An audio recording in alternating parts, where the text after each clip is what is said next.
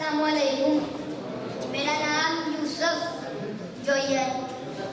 मैं 5वीं जमात च पढ़ना ते मेरी नज़म का नाम है धमाल। मन पावे प्या धमाल ढोली ढोल मन पावे प्या धमाल ढोली ढोल वजा होई मोड़ा वर्गी चाल ढोली ढोल वजा सज्जा बुल्ले शाह दा मेला खलकत दा प्या बगदा एला अगे बटरे बाल ढोली ढोल वजा